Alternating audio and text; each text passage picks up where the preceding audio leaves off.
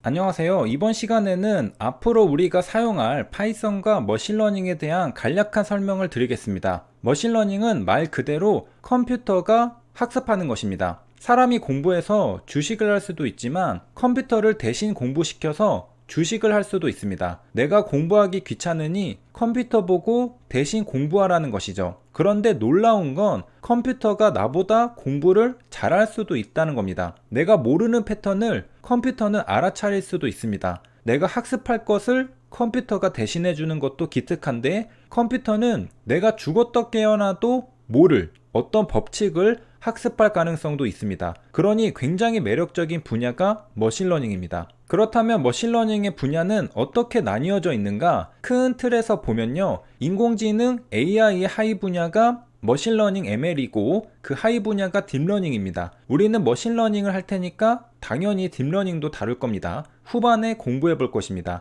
우리가 딥러닝만 친숙한 경우가 많은데, 여기 보면 딥러닝이 아닌데도 머신러닝인 것들도 많습니다. 머신러닝은 크게 지도학습, 비지도학습, 광학습이 있습니다. 컴퓨터가 등장하고 사람들은 컴퓨터를 이용하기 시작했습니다. 이런 조건문을 만들면 진료를 볼 때 편하겠죠.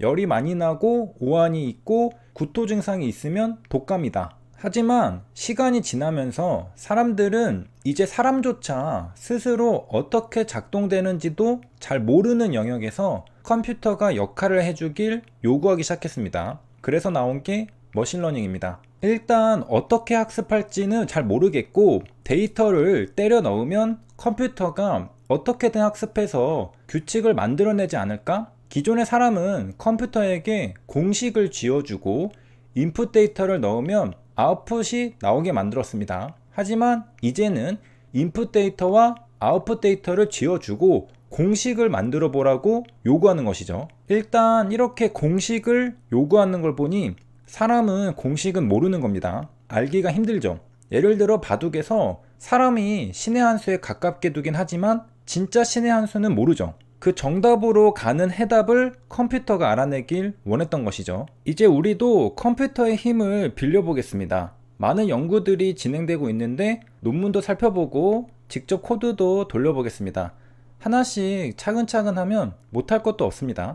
만약에 중간에 어렵거나 바빠서 놓치셨다고 해도 결국 그 성과는 함께 나눌 수 있게 제가 쉽게 설명드리는 영상도 제작해서 따로 알려드리겠습니다. 그러니까 너무 겁먹거나 걱정하지 않으셔도 된다는 말입니다. 이 논문에서는 주식 가격을 예측했는데 퍼셉트론과 CNN, RNN을 사용했네요.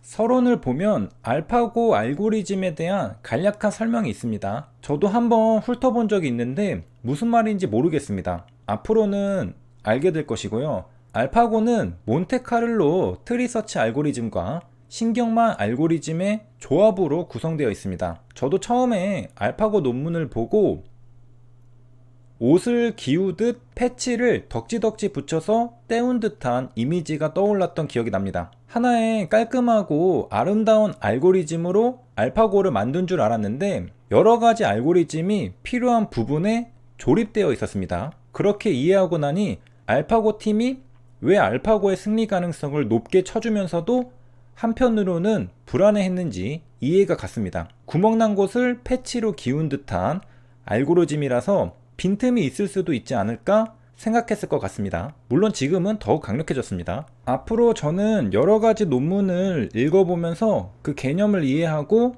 주가를 예측할 수 있는 머신러닝을 하나씩 돌려볼 생각입니다. 가장 잘 먹히는 걸로 직접 테스트해보는 것도 재밌겠죠.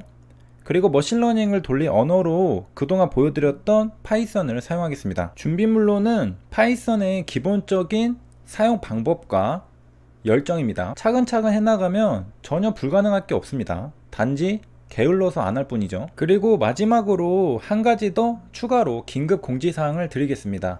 원래 주가 예측은 재미삼아 취미삼아 조금씩 하려고 했는데 본격적으로 뛰어들어야겠다는 공지사항입니다.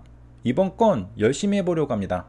저는 첫 영상을 올리고 여러분의 반응을 보려고 했습니다. 여러분이 원하시면 진행하고 원하시는 분이 적다면 안 하려고 했죠. 제 채널은 여러분의 것이니까요. 그런 후 좋아요 숫자를 보니까 원하시는 분들이 많은 것 같아서 진행하기로 했습니다. 그런데 그게 되겠냐며 비웃는 댓글도 같이 있더라고요. 처음 조롱 댓글은 기분이 나빴습니다. 그런데 이어서 비슷한 조롱 댓글이 몇 개 더 달리더라고요. 시작도 하기 전에 사기를 꺾을 만한, 말한 사람을 부끄럽게 만들 만한 그런 댓글이었죠. 몇 개의 댓글이 더 달리는 걸 확인한 저는 무슨 생각을 했을까요? 놀랍게도 찬송가가 들려오기 시작했습니다.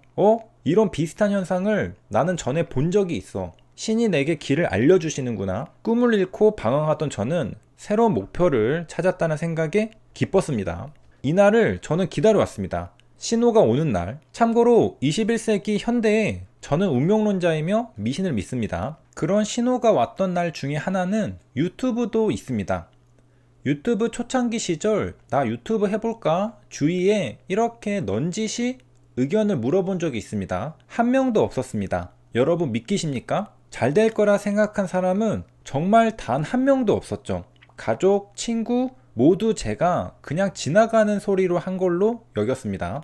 그런데 그때 저는 진지하게 어떻게 생각하나 물어본 거였습니다. 물론 이미 뭘 할지는 알고 있었기 때문에 주위 사람들의 의견에는 크게 개의치 않았습니다. 그런데 단 한 명도 잘 될 거라 생각한 사람이 없었다는 게 놀라운 거였죠. 그런데 외부의 시각에서 저를 바라보면 그게 상식입니다. 숫기가 있는 것도 아니고 장기자랑에 나가서 끼를 부리는 스타일도 아니었기 때문이죠. 제가 남이었어도 제 성격은 어울리지 않는다고 판단했을 것 같습니다. 하지만 중요한 사실은 그때 저는 기회를 봤지만 아무도 제가 유튜버가 될지는 생각도 못했죠. 나중에 어떻게 될 줄 알았냐고 물어보면 제가 채널이 성장하던 시기에 무엇을 보고 그렇게 생각했는지 가끔 근거를 설명해 주긴 합니다. 이렇듯 저에게는 인생의 방향을 정할 때 중요하게 생각하는 한 가지 시그널이 있습니다. 모두가 안 된다고 생각하는 그 상황. 나는 미래가 보이는데 남들은 전부 안 된다고 생각할 때가 기회입니다.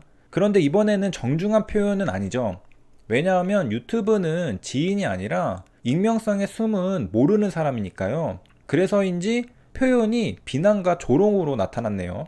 아마도 그 속마음은 이럴 거라 예상합니다. 그게 될 리가 없으며 그걸 생각하는 넌 뭔가 좀 모자른 거고 합리적이고 이성적인 내가 그런 모자른 너를 비웃는다. 그러면서 우월감을 느끼는 심리일 겁니다. 이제 됐습니다. 이제 확신을 가지고 달려갑니다. 고맙습니다. 저는 반대로 갑니다.